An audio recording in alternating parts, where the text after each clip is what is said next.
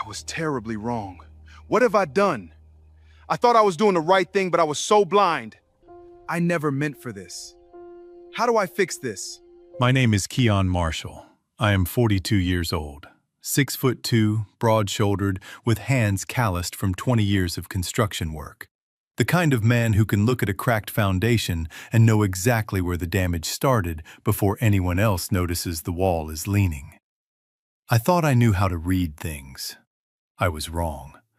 I am going to tell you a story about my wife.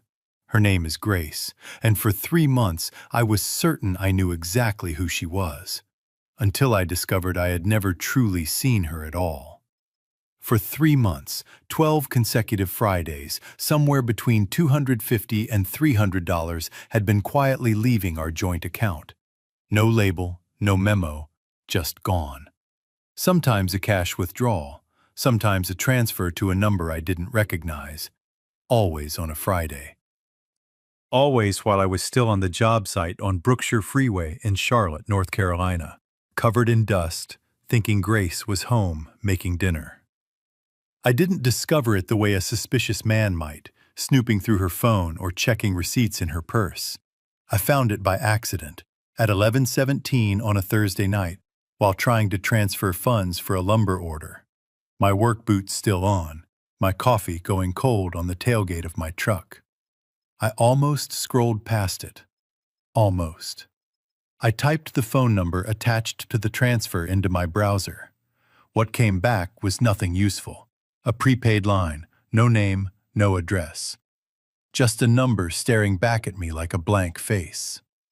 And then my mind, efficient, relentless, the way a frightened mind always is, began to fill in the empty space with its own answers. None of them were kind. Here is what you need to understand before this story goes any further. Those payments started exactly 1 week after the worst argument Grace and I had ever had. I had said things that night I couldn't take back. Things about her spending, her priorities, her apparent indifference to our future. I had been exhausted and afraid, and I had aimed that fear directly at her. And then, 7 days later, the quiet withdrawals began. Sitting in the cab of my truck in the parking lot of a Lowe's on South Tryon Street, I felt something cold settle into my chest. Not rage, not yet. Something quieter and more dangerous than rage. I felt like a man who had just discovered a crack in a wall he'd trusted his entire life. The house on Pembroke Knoll Drive was a good house. Brick-faced, with a covered porch and a Japanese maple Grace had planted the first autumn we moved in. There were no photographs of Grace's family anywhere. Not on the stairwell wall, not on the mantel. There never had been. I had asked once, in the early years, and she had simply said, "It's just me, Keon. It's been just me for a long time."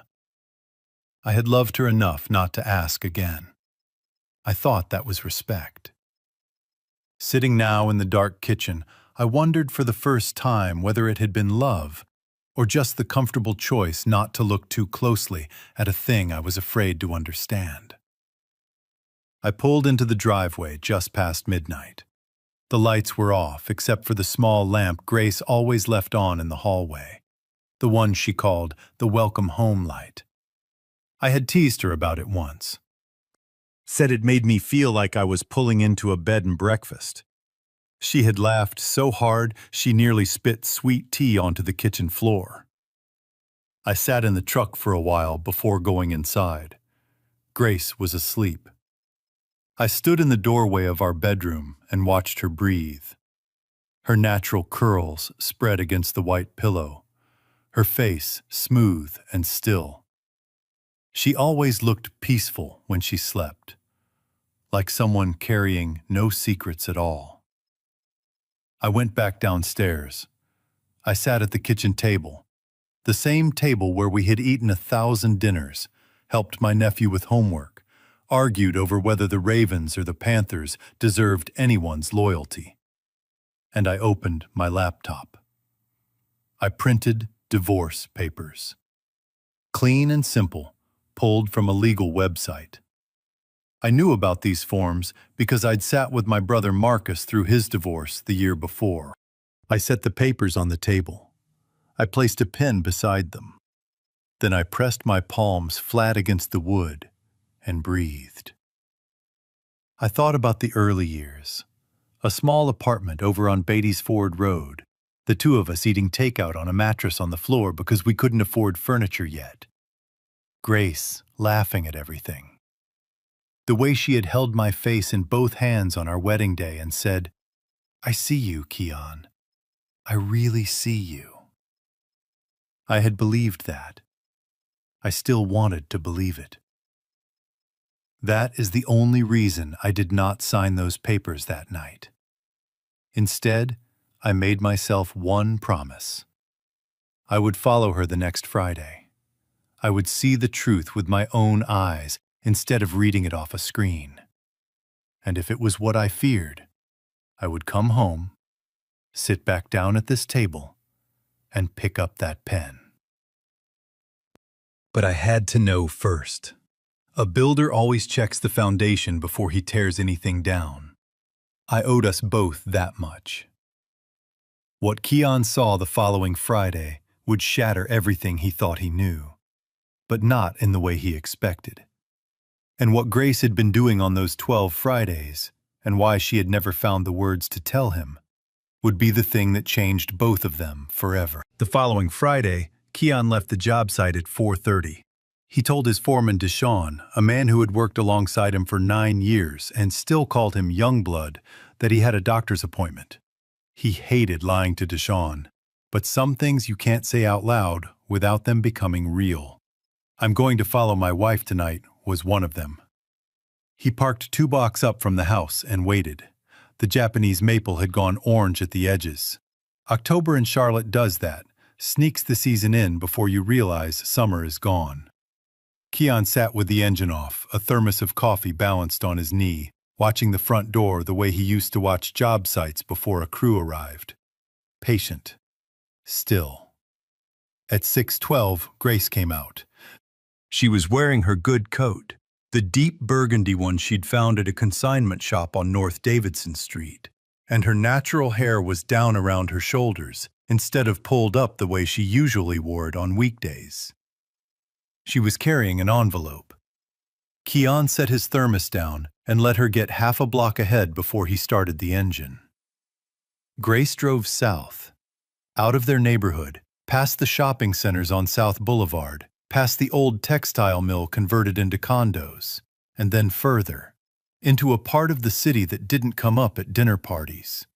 A neighborhood where sidewalks had been patched so many times they looked like a quilt. Porch lights were the only lights because the street lamps had been out for months and nobody had fixed them.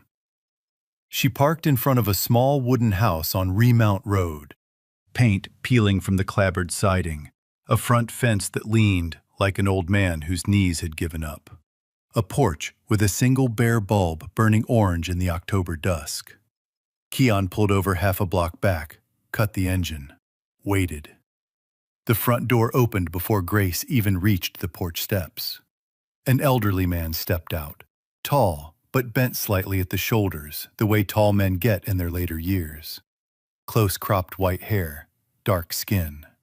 The careful, deliberate movements of someone who had learned not to rush. Grace walked straight to him, no hesitation. She put her arms around him. Keon's jaw tightened, but something made him pause. Something in the posture of that embrace. It wasn't the grip of two people doing something wrong. It was slower, deeper. Grace pressed her face against the old man's shoulder. He patted her back, twice, gently, the way a grandfather pats a grandchild he loves beyond what words can carry. Keon had been in construction long enough to know the difference between a crack and a clean seam. This didn't look like a crack. But his fear wouldn't let him accept that yet. He got out of the truck and moved through the shadow of an overgrown magnolia at the edge of the yard, his boots quiet on the dying grass. He found a gap in the wooden siding near the base of the porch, a board warped away from its neighbor, leaving a space about the width of a man's palm. Keon crouched beside it. He could hear voices. He could see a sliver of warm lamplight.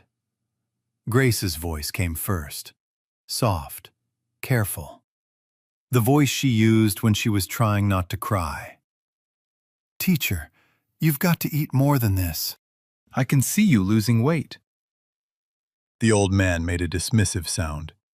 "I eat fine. Stop fussing." "I'm not fussing. I'm worried."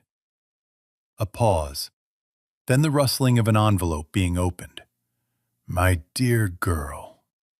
The old man's voice was low and textured as old wood.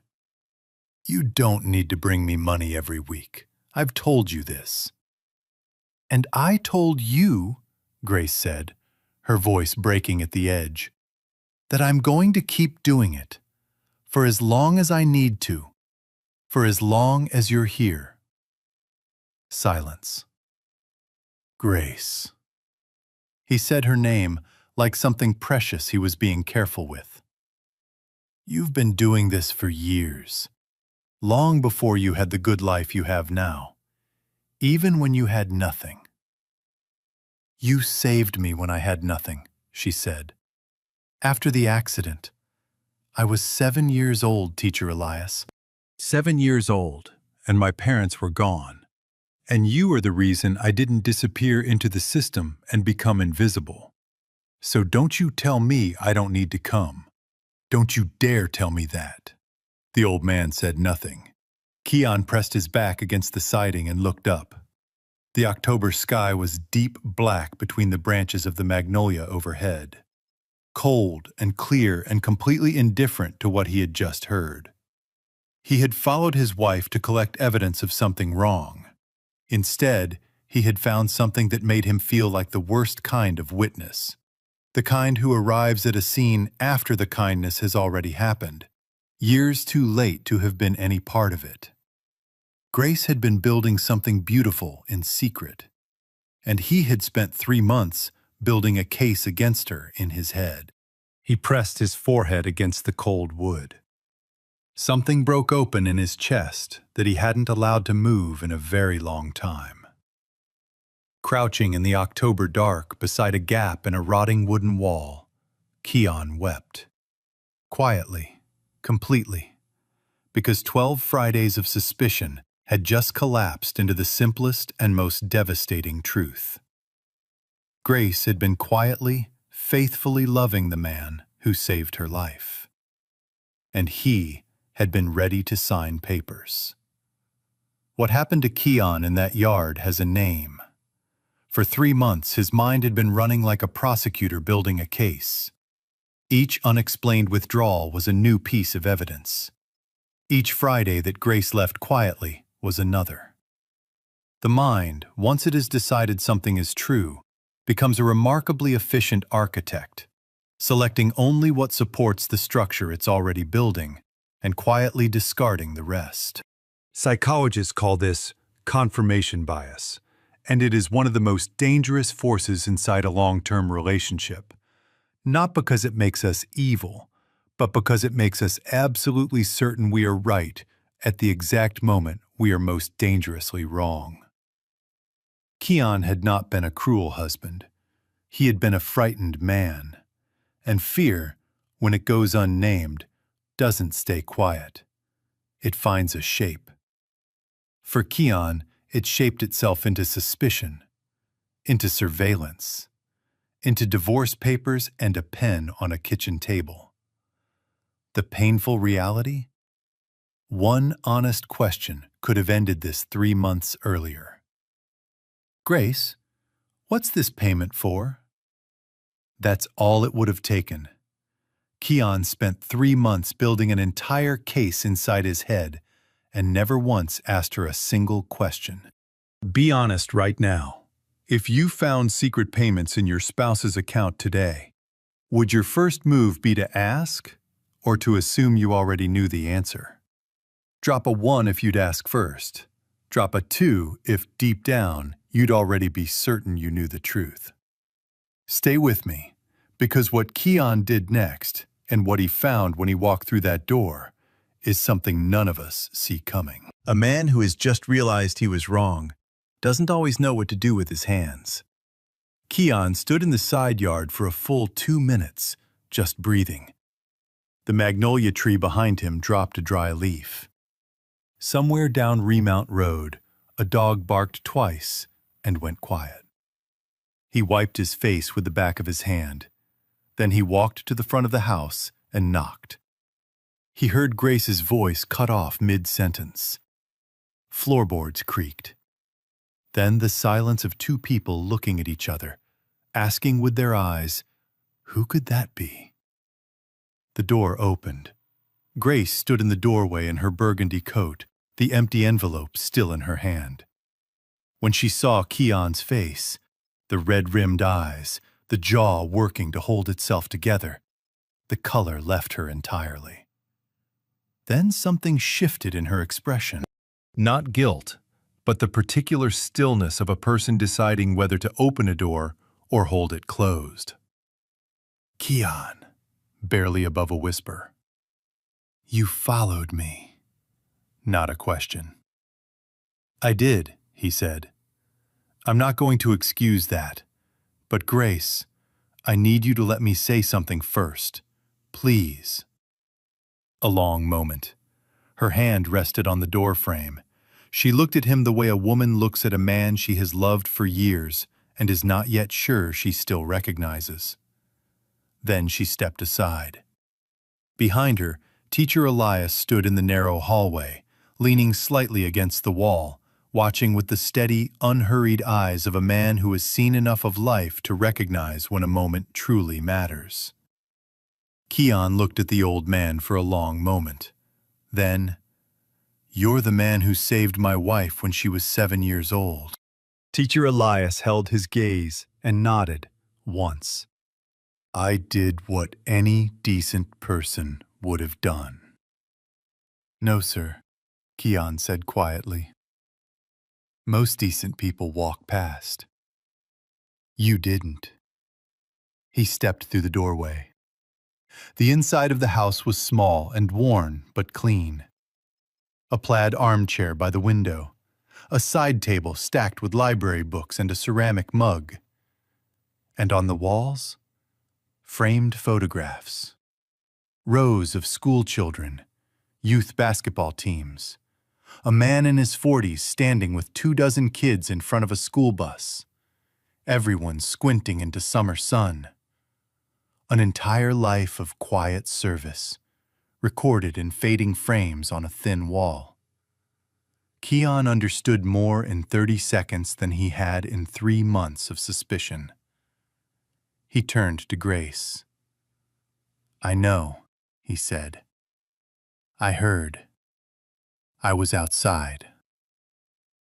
He watched shame cross her face and held up one hand. "Don't, please.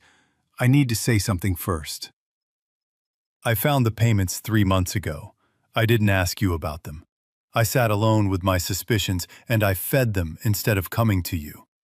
I pulled up divorce papers, Grace, had them printed, had a pen sitting right beside them on our kitchen table last night." Grace's hand went to her mouth. "I was going to sign them, if tonight turned out to be what I feared." He exhaled slowly. "I'm telling you this because you deserve to know how close I came to destroying the best thing in my life without ever asking you one honest question." Grace began to cry, not delicately, but in the full, ragged way that comes when something long held finally breaks into open air. Her shoulders shook. Keon crossed the room and put his arms around her. Teacher Elias, without a word, eased himself into his plaid armchair and gave them the only thing the small room had to give, the grace of looking quietly at the floor. Notice what Keon does here, and what he deliberately does not do. He doesn't explain away his suspicion as reasonable.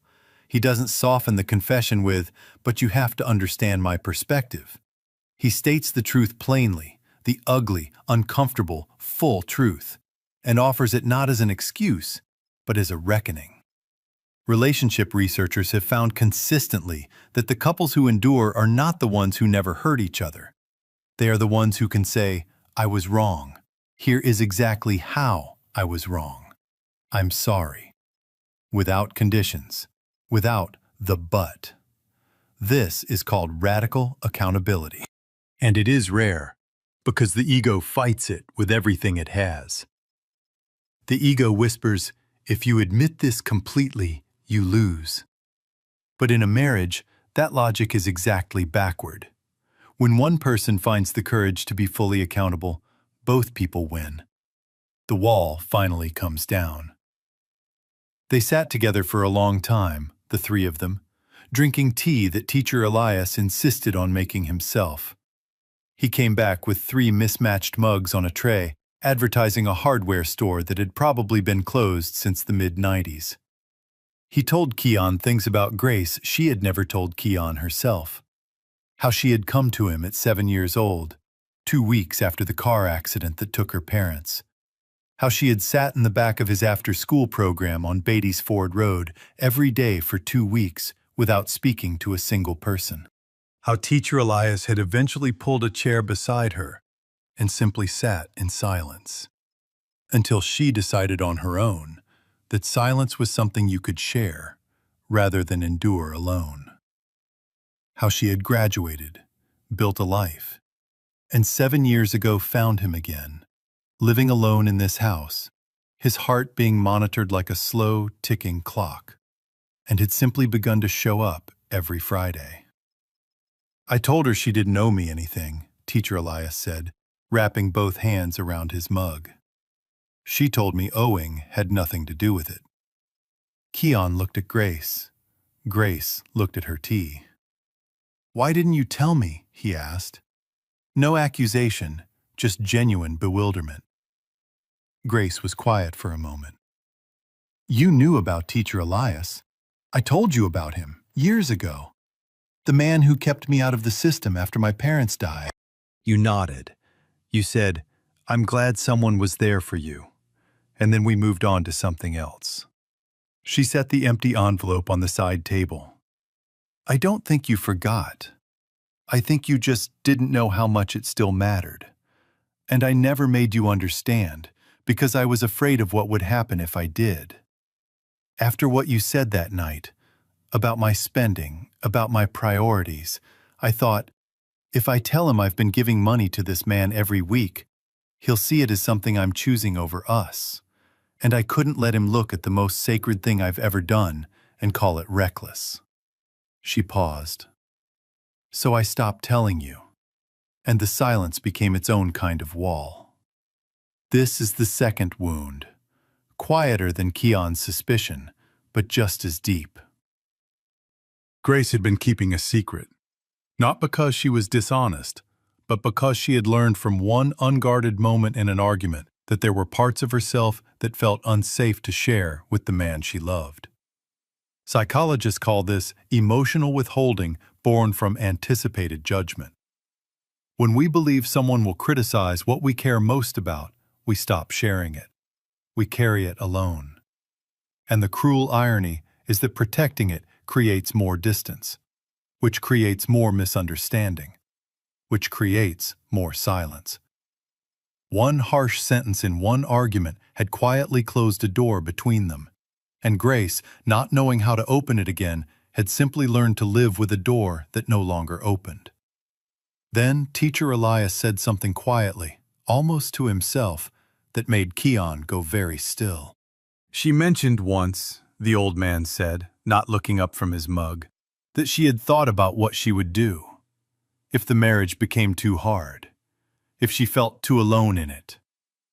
She had started thinking about a separate plan." He paused. "I told her not to decide anything in a hurry. Most walls have a door in them somewhere. You just have to find it." Keon turned slowly to look at Grace. Grace didn't meet his eyes. And Keon Marshall, a man who built things for a living, who prided himself on reading structures clearly, understood with cold, absolute certainty that the damage had not been done to him.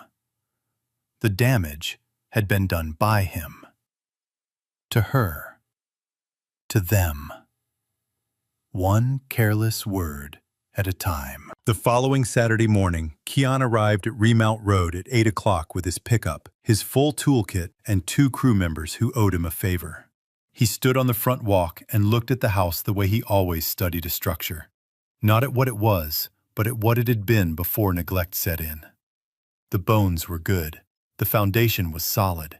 It just needed someone to pay attention again. Teacher Elias appeared in the doorway, looking at the assembled equipment with an expression carefully balanced between moved and annoyed. "I didn't ask for any of this," he said. "No, sir, you didn't," Keon agreed pleasantly, already unloading the ladder. "That's generally when people need it most." Teacher Elias made a sound that might have been a laugh, quickly suppressed, and went back inside to put the coffee on.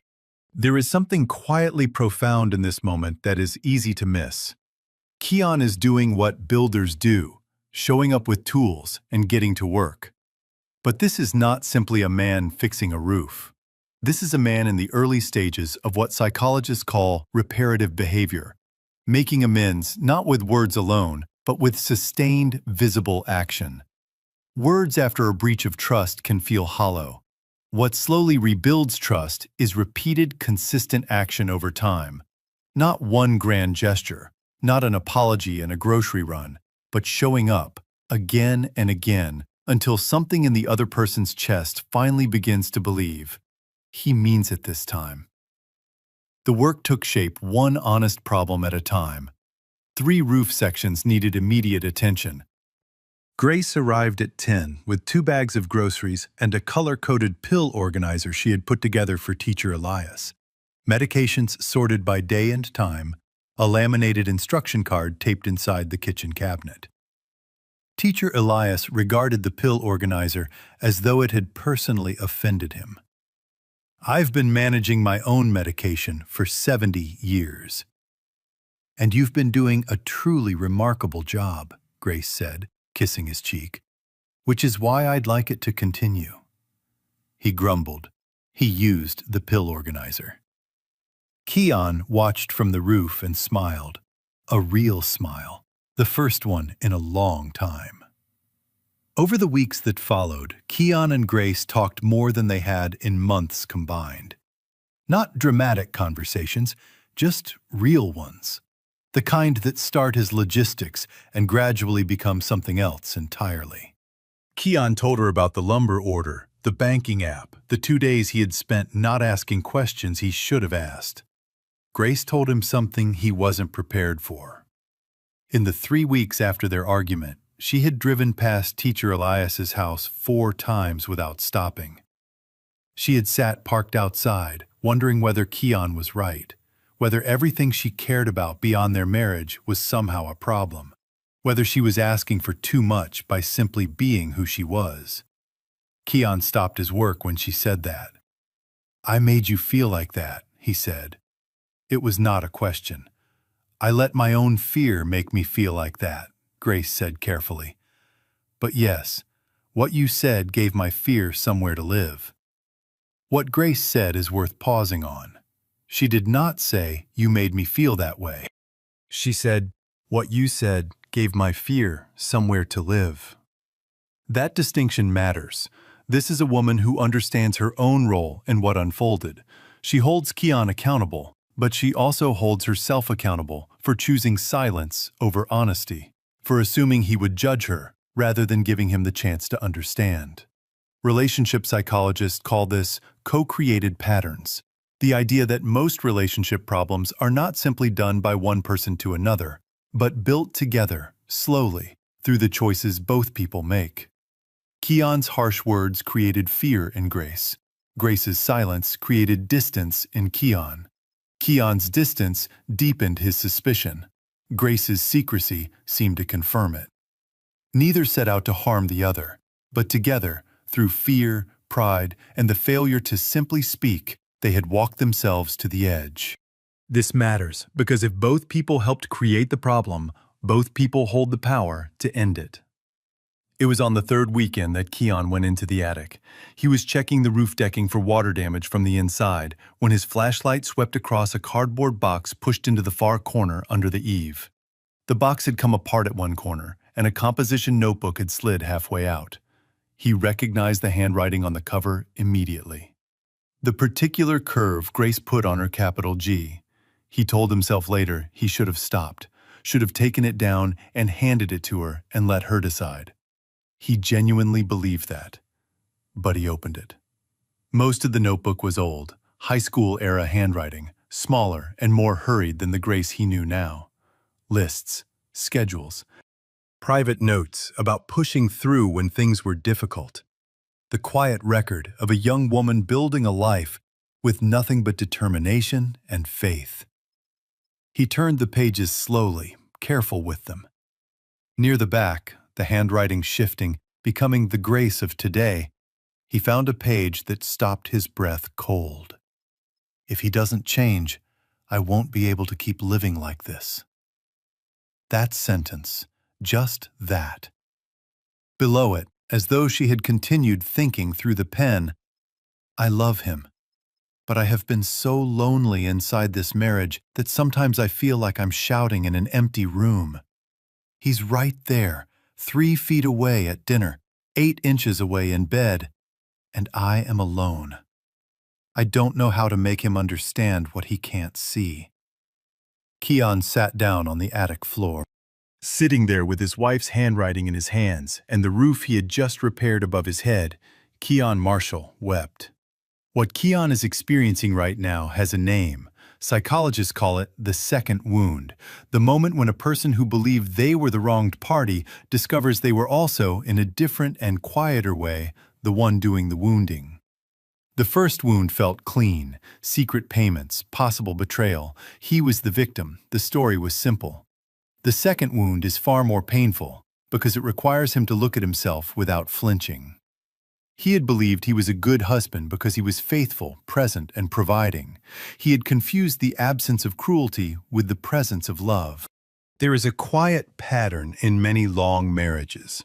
A husband or a wife who never leaves, never cheats, never raises their voice above a certain measured level, and genuinely believes this is enough. But being in the same room is not the same as being with someone. Paying the bills is not the same as making someone feel seen. Staying is not the same as making a person feel that staying is worth it. Grace had been profoundly alone inside a marriage to a man who was faithfully, physically present. That is a particular kind of loneliness, the kind that is hardest to name, because from the outside, everything looks fine. Until a notebook in an attic tells the truth that the dinner table never could. He pressed the notebook gently closed, held it with both hands, the way you hold something you understand, finally, is breakable. Then he climbed back down the attic stairs, walked into the kitchen where Teacher Elias was telling Grace about a former student who had gone on to serve the community in ways the old man could still barely believe. And he set the notebook quietly on the table between them. Grace looked at it. Then she looked at him. I found it, he said simply. I'm sorry I wasn't the man you felt safe enough to tell. Grace reached across the table and covered his hand with hers. She didn't speak. She didn't need to. Some things land harder in silence than any words could carry them. There is a kind of repair work that doesn't come with instructions. Keon had spent 20 years in construction. He knew how to read a blueprint, how to sequence a job, how to look at a failing structure and work backward from the damage to the cause. He knew you don't patch over a cracked foundation. You expose it, understand it, fix it properly, and then you build from there. Everything else is just delay dressed up as progress. So that is what he did. With Teacher Elias's house and with his marriage, because it turned out the two had become, unexpectedly, irreversibly, the same job. Every Saturday from that November into the early weeks of winter, Keon arrived at the house on Remount Road with tools and materials and the patient, methodical energy of a man who had stopped rushing toward conclusions. He replaced the roof decking where water had gotten in and been quietly ignored too long. He repainted the exterior, a warm cream color that Grace chose and teacher Elias called a little fancy, which everyone understood to mean he loved it completely. He fixed the front fence post by post, leveling each one the way you're supposed to, not the way you do it when you're in a hurry and hoping nobody notices. He rewired the 2 back rooms running off a circuit that made Keon genuinely nervous. He replumbed the bathroom. And then, near the end of November, he built a rocking chair. That was not in any blueprint. He had simply measured the porch one afternoon while teacher Elias rested and decided that a man who had spent 60+ years giving his time to other people's children deserved somewhere comfortable to sit and watch the evening arrive. He built it from white oak with wide armrests and a back angled to ease rather than fight an old man's spine. It took 2 full weekends and more careful sanding than he'd done since his apprenticeship years. When he carried it onto the porch, teacher Elias looked at it without speaking for a moment. Then he sat down in it. The chair rocked smooth and easy, not a creak in it. Teacher Elias gripped the armrests, cleared his throat. "Good work," he said. From teacher Elias, this was approximately the equivalent of a standing ovation. What Keon is building here, the roof, the fence, the wiring, the chair, is not simply a renovation project. Each act of repair carries its own quiet psychological weight. Therapists who work with couples often note that after a major breach of trust, one of the most powerful things a person can do is make things better in the physical world around the person they love. Not as a transaction, not "I fixed the house, so now we're even," but as a daily embodied declaration. I am paying attention. I see what has been neglected.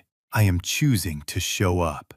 Trust is not rebuilt in a single conversation, no matter how honest. It is rebuilt in the accumulation of small, consistent acts over time, each one saying, without words, "I mean what I said."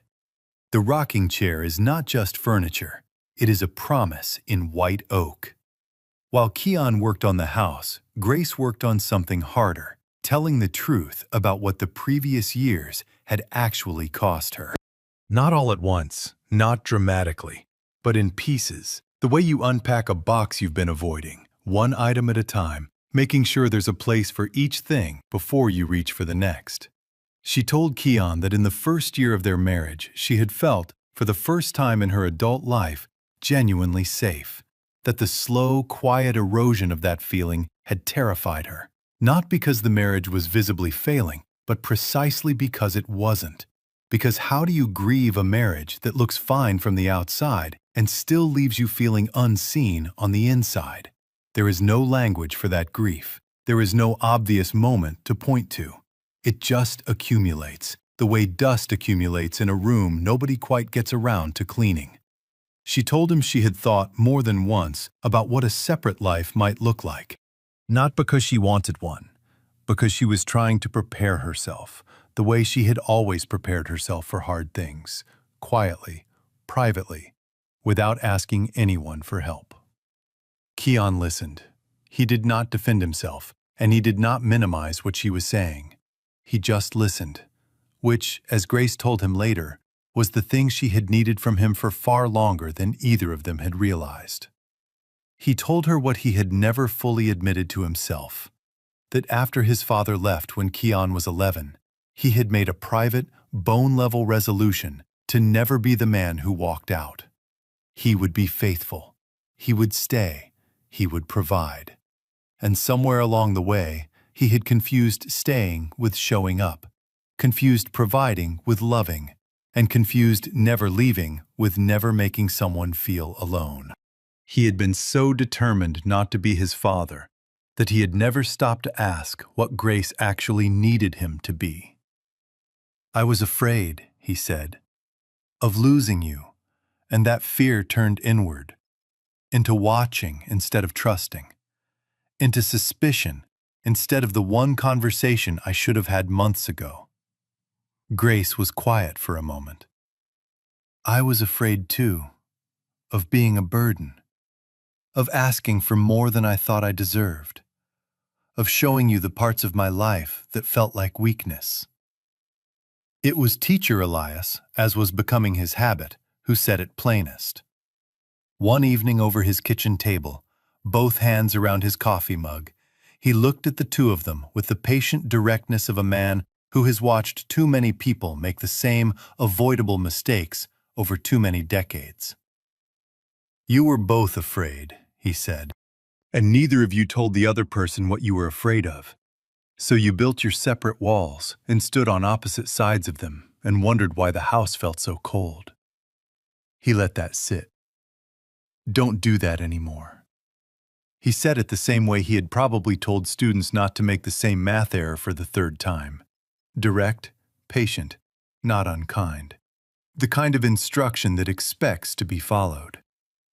Keon laughed first, then Grace. A real laugh, the full room kind, that none of them had managed since this whole ordeal began. Teacher Elias allowed himself a small, quiet smile, directed at his coffee mug so nobody would make too much of it. The house on Remount Road began to look like itself again. New roof, straight fence, freshly painted walls catching the thin winter light and returning it warmer than it came. And two people working side by side in the sawdust and the cold, choosing, deliberately, imperfectly, daily, to say the things they had been afraid to say. Somewhere in the middle of all that honest work, Keon and Grace began to look like themselves again, too.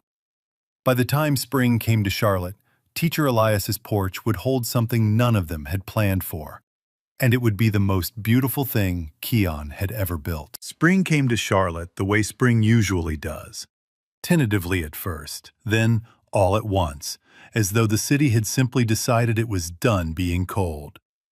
The dogwoods on the side streets went from bare branches to white blossoms over what seemed like a single weekend.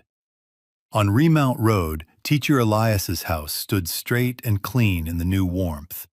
Cream-painted walls bright in the April light, front fence perfectly level, new roof holding rain the way a good roof is supposed to hold it. Quietly, without drama, without anyone needing to worry about it at all. The rocking chair on the porch moved gently in the morning breeze.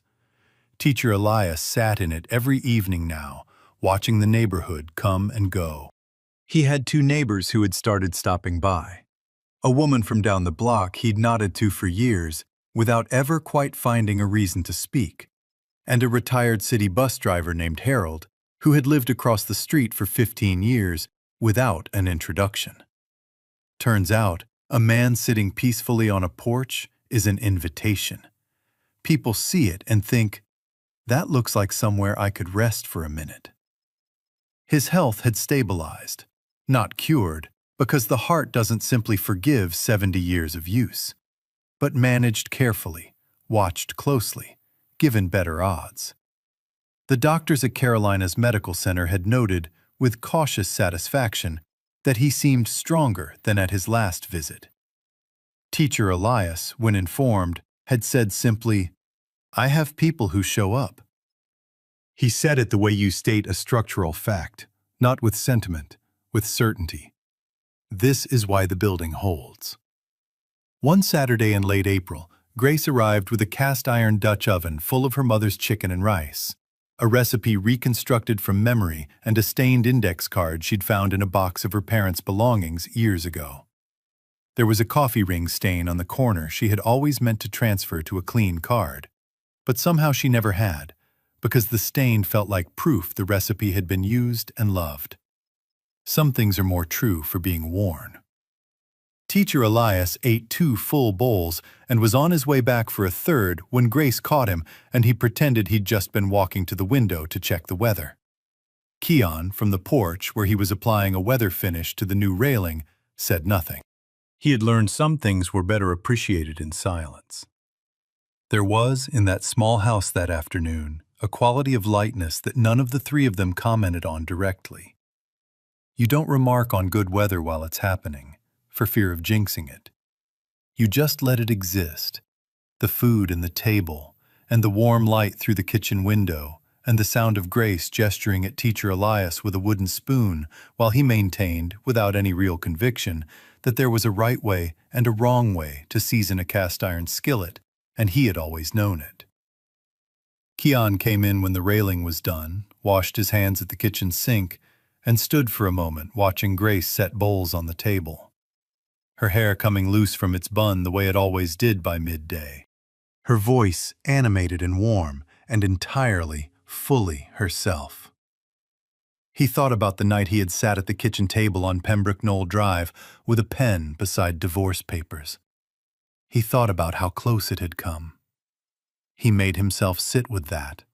Not to punish himself, because Grace had told him that guilt held past its usefulness becomes just another wall, but to remember it. To let the memory of how close he had come to throwing everything away be the thing that kept him choosing differently every day going forward. What Keon and Grace have traveled through together, suspicion, silence, painful revelation, reparative action, and honest conversation, is what relationship psychologists call a crisis and repair cycle. And research consistently shows that couples who successfully navigate one of these cycles often emerge with a stronger, more honest bond than they had before the crisis. Not because the pain was good, but because the pain forced them to have the conversations they should have been having all along. Keon had to lose almost everything before he found out what he had. Grace had to be found in the most vulnerable, private act of her adult life before she could stop carrying it alone. Teacher Elias had to let strangers into his house before he remembered what it felt like to have people. All three of them had been, in their own way, protecting themselves from the very thing they needed most. And all three of them had to stop protecting long enough to let someone in.